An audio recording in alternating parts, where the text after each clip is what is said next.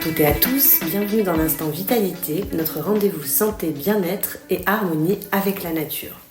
Prendre soin de l'âme, s'affranchir des sentiers battus, abolir les frontières, aller au-delà des apparences, autant de mots que l'on retrouve sur Internet pour décrire le travail de notre invitée Martine Gerco, psychologue clinicienne, psychanalyste depuis presque 40 ans, formée à l'hypnose, le MDR et la respiration holotropique.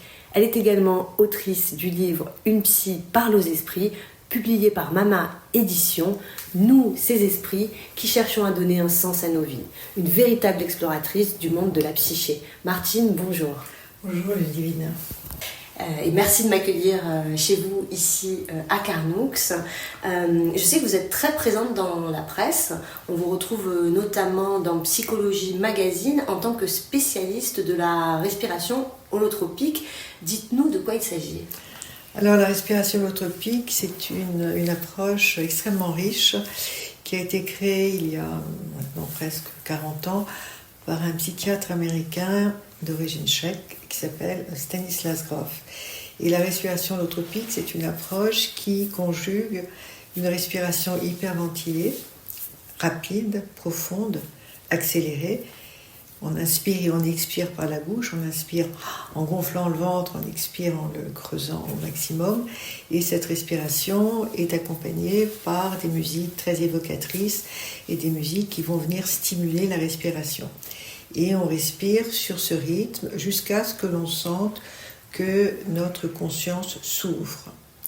La conscience, la respiration va ouvrir les portes de la perception et permettre au patient de pouvoir voyager à l'intérieur de lui-même et aussi dans d'autres espaces-temps. Alors ça paraît un peu bizarre, mais en fait on est beaucoup plus que notre mental, on est beaucoup plus que notre corps. Et cette respiration motrice, en fait, elle a été pratiquée par tous les grands mystiques de tous les temps pour pouvoir accéder à des états transcendants, à des états qui dépassent le mental. Et les grands mystiques juifs l'ont pratiqué, comme par exemple Aboulafia, Ibn Pakuda ont pratiqué cette respiration rapide comme les grands mystiques soufis et chrétiens. Donc la respiration rapide permet de voyager, de nous dépasser et d'aller à la rencontre d'événements qui nous sont arrivés il y a longtemps ou bien que l'inconscient a refoulé parce que trop douloureux. Alors la respiration holotropique permet cela, et holotropique, c'est intéressant la construction des mots. Ça vient de holos, la globalité, l'entièreté, et tropique, trépéine, du grec, se déplacer vers. Donc la respiration holotropique, elle permet de vous rencontrer à un niveau psychologique, psychodynamique, à un niveau corporel, puisque la respiration peut créer des tétanies qui sont en fait des représentations de tensions psychologiques qui viennent se localiser dans le corps. Et puis vous vous rencontrez à un niveau spirituel puisque votre conscience s'ouvre et vous avez accès à l'inconscient collectif, à des informations. C'est aussi, si vous voulez, quand on parle de champ quantique, quand on est dans un état d'ouverture de conscience, eh bien on a accès à tout un réseau d'informations auquel on n'a pas accès en état vigile, en état ordinaire. Donc c'est une approche qui permet d'ouvrir notre champ d'exploration et notre champ d'investigation psychique. D'accord. Et en termes de bénéfices, qu'est-ce qu'on peut en attendre, bénéfices concrets ? Oui, alors ce qui est intéressant aussi, c'est que comme on va voyager dans le temps, dans notre temps intérieur, on va avoir accès à des mémoires de naissance. Et l'originalité de Grof, justement, c'est d'avoir construit une nouvelle cartographie de la psyché qui stipule, et c'est vérifié dans toutes les expériences, que en fait, l'adulte en fait est constitué par la vie intra-utérine. Ces 9 mois de gestation à l'intérieur du corps de la mère sont complètement déterminants de l'identité et de la vie qu'aura l'individu plus tard. Le désir de la mère, le vécu de la mère pendant la grossesse est totalement va venir perméabiliser le bébé in utero. hein. Il y a un continuum, une continuité entre ce que vit la mère et ce que reçoit le bébé de la mère quand il est dans son ventre. Et ça, c'est fascinant. Et on le découvre dans chaque expérience holotropique. Il y a un retour à la vie périnatale. Et lorsque le bébé vient au monde, il ne naît pas table rase, mais il est déjà détenteur de toute une histoire. Et c'est ça qui est fascinant. Et un retour qui parfois, j'imagine aussi, peut être un petit peu peut-être perturbant, etc. Donc, d'où l'intérêt d'être accompagné par une praticienne experte, formée à accueillir ces moments peut-être difficiles. Et j'imagine aussi qu'il y a peut-être des contre-indications pour une telle pratique. Alors, il y a une grande mode, le breathwork, hein, la respiration, c'est très très à la mode. Et je vois même des thérapeutes qui n'ont pas été formés ou qui ont fait 1 ou 2 séminaires et qui s'imaginent pouvoir offrir ça aux patients. Alors, on fait ça sur Internet. Attention, la respiration hyperventilée doit se faire accompagner, jamais en solo. Et elle doit se faire accompagner d'un praticien expérimenté. Parce qu'il y a beaucoup de contre-indications. On ne joue pas avec cela. Hein. À partir du moment où on travaille avec les états d'expansion de conscience, puisque la respiration, cette respiration hyperventilée, crée une expansion de conscience, on doit être accompagné par un thérapeute expérimenté. Parce qu'il y a des contre-indications. Il est évident que si quelqu'un a des fragilités psychiatriques, il ne faut surtout pas qu'il pratique avec un thérapeute, même expérimenter la respiration holotropique, parce que ça peut créer des compensations. Un patient qui a des problèmes coronariens ou d'hypertension, c'est absolument déconseillé. Idem pour tout ce qui est... si vous avez un glaucome oculaire, un glaucome, c'est déconseillé. Une femme enceinte, on ne va pas la mettre en respiration holotropique, ça risquerait de créer une fausse couche. Le diabète, pareil, hein, donc les chirurgies récentes. Donc c'est vraiment important de respecter les contre-indications pour pouvoir offrir au patient un cadre sécurisant à l'intérieur duquel il va pouvoir s'exprimer dans son expérience. Parce que c'est la sécurité du cadre qui permet aussi au patient de pouvoir se donner à l'expérience du souffle. Très bien. Et justement, en parlant des patients, concrètement, dans quel cas venir vous consulter? Moi, je sais que vous pratiquez à Paris, mais aussi sur le territoire, donc où nous sommes aujourd'hui à Carnoux. À Cassis, Carnoux, Cassis. Oui.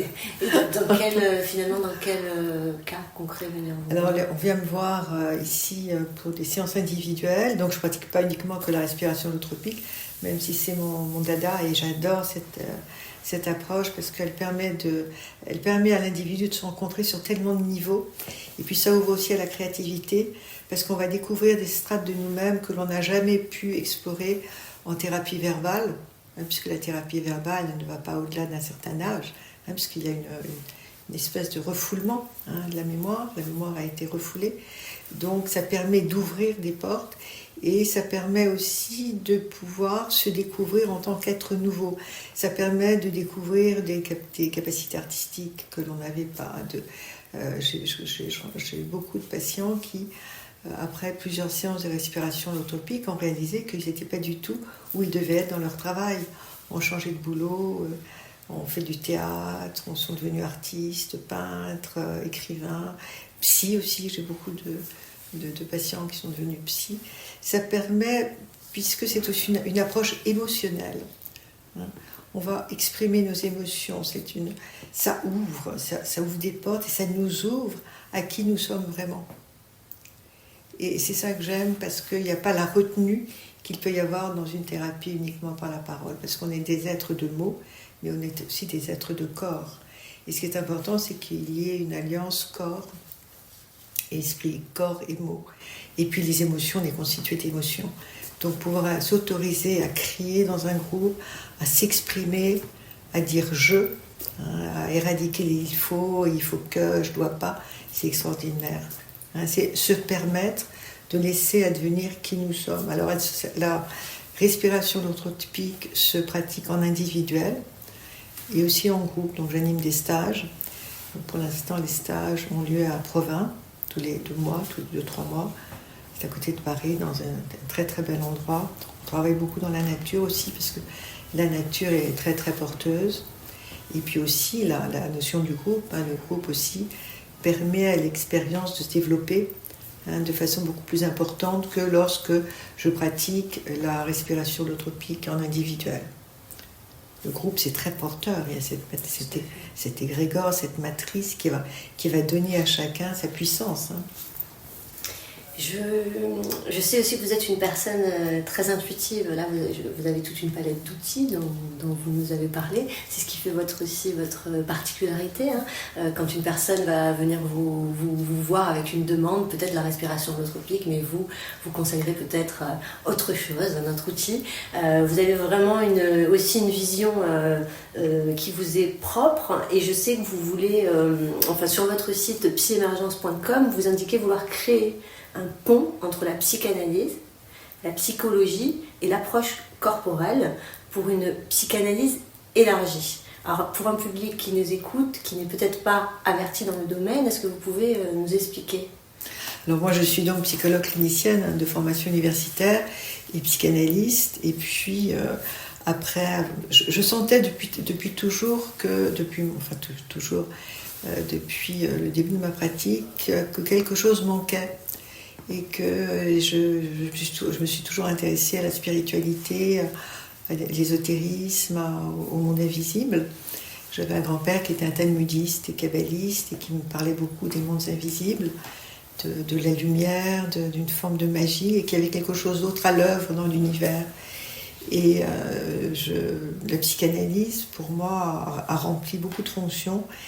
Et je sentais qu'il fallait que j'aille plus loin, qu'il y avait quelque chose qui bloquait dans l'approche analytique. Et puis, comme il n'y a pas de hasard, lorsque ça a été le moment pour moi, je suis allée aux États-Unis me former avec Stanislas Grof. C'est toute une histoire aussi, ma rencontre avec lui. Dans mon livre, il me parle aux esprits. J'explique tout ça, c'est que lorsque l'élève est prêt, le maître arrive. Et je sentais que j'étais bien ancrée dans ma pratique psychanalytique, j'en maîtrisais les outils, mais il y avait quelque chose qui manquait. Et puis donc j'étais mise sur le chemin de Grof. Grof est venu sur mon chemin et j'ai découvert, grâce à cette approche, qu'on pouvait juxtaposer les deux, et que la respiration holotropique et la psychanalyse, et que Grof était lui-même psychanalyste. Et comment il a créé la respiration holotropique, c'est à la suite de ses expériences avec le LSD. Parce qu'en fait, il est le créateur des thérapies sous LSD, et qu'il a utilisé pendant de nombreuses années à Prague, parce qu'il était d'abord à Prague, il était chef de service à l'hôpital Saint-Charles, puis un jour, le créateur de la molécule, qui était Albert Hofmann, lui envoie une caisse de LSD pour qu'il l'administre à ses patients. Grof est quelqu'un de très éthique, de très moral, il n'a pas voulu le prescrire à des patients tant qu'il ne l'avait pas utilisé lui-même, donc il s'est injecté du LSD, et il s'est aperçu, au fur et à mesure de ses voyages avec le LSD, qu'il avait accès à un réservoir de mémoire auquel il n'avait jamais été confronté. Des mémoires personnelles, des mémoires mais qui avaient été refoulées, des mémoires de naissance, des mémoires familiales. Et quand il a parlé à sa mère de tout ce qu'il avait vécu sur un plan mémoriel, de sa petite enfance, de sa naissance, du vécu de sa mère pendant la grossesse, sa mère lui dit « mais tout est tout à fait juste ». Puis il a eu accès à des mémoires archétypales, spirituelles, de vie antérieure, entre guillemets. On en parle dans la Kabbale, là on parle des Gilgulim, des réincarnations successives, on parle aussi du karma dans la Kabbale. Le karma, c'est ce qu'on a réparé, et chez les Juifs, on parle de tikkun, c'est le point de réparation, donc tout se retrouve. Et donc, quand il s'est senti mûr dans ses propres expériences, il en a proposé à des patients, et puis pendant pas mal de temps, et puis il a publié beaucoup. Et le gouvernement américain, quand il a eu vent de ses expériences, lui a proposé de venir donner des conférences aux États-Unis, de donner des cours aussi autour de son travail, ce qu'il a fait. Et puis, très vite, on lui a proposé de résider aux États-Unis et de devenir américain. Donc, il a pu continuer ses expériences aux États-Unis. Il a été psychiatre-chef au Maryland Institute à Baltimore. Et puis dans les années 70, le LSD a été interdit d'usage parce que c'était utilisé de façon profane. Et c'est là qu'il a eu recours, qu'il a créé la respiration holotropique, qui est finalement une alternative au LSD. C'est-à-dire on va pouvoir rencontrer des expériences identiques, mais sans l'usage, sans l'adjuvant de la molécule chimique. Tout à fait. Martine, je vous ai demandé hors antenne de préparer un partage pour les auditeurs, quelque chose que vous souhaitez transmettre. On vous écoute. Alors, moi je me sens très impliquée dans ce qui se passe actuellement au niveau mondial. Moi, je suis membre de la communauté, donc évidemment je suis très impactée. Et puis je me pose la question en tant que psychothérapeute, psychanalyste, maintenant, quel rôle je peux avoir sur un plan actif, sur un plan... je pense que le psy ne doit plus actuellement demeurer dans cette tour d'ivoire et on disait toujours le psy hors du politique, mais je crois qu'on ne peut pas être en dehors du politique. Enfin, actuellement, le monde va mal. On ne peut pas se bercer d'illusions. Et alors, ce que je dis, et ce qui me fait du bien à moi, et ce que j'essaye de faire, de partager, par rapport au tourbillon de violence dans lequel le monde est en train de se noyer, une espèce de... Donc, il y a une phrase qui me fait du bien et qui est une phrase de Rabbi Nachman de Breslav, qui était un maître chassidique, et qui me permet de m'apaiser de ce déchaînement humain. Et alors je regarde le ciel, et c'est ce que Rabbi Nachman préconisait à ses disciples. Et je vais vous lire cette phrase, parce qu'elle m'inspire depuis très longtemps, et je regarde le ciel le soir, et j'entends Rabbi Nachman qui parle à son disciple. « As-tu regardé le ciel ce matin ?»« Non, Rabbi, je n'en ai pas eu le temps. Crois-moi, dans 50 ans, tout ce qui est là aura disparu. Il y aura une autre foire, d'autres chevaux, d'autres charrettes, des gens différents, et je ne serai plus là. Et toi non plus. Alors, qu'y a-t-il de si important pour que tu n'aies pas eu le temps de regarder le ciel ? Et j'ai envie de vous dire, et de me le dire aussi à moi, suivons en fraternité la philosophie de cette âme éclairée pour nous réparer et pour aider le monde à se réparer. Merci pour ces mots du cœur, Martine. Merci pour votre témoignage et pour cette rencontre. Notre chronique touche à sa fin. On se retrouve la semaine prochaine pour un nouvel épisode de l'Instant Vitalité. En attendant, prenez soin de vous. Merci à vous, Ludivine.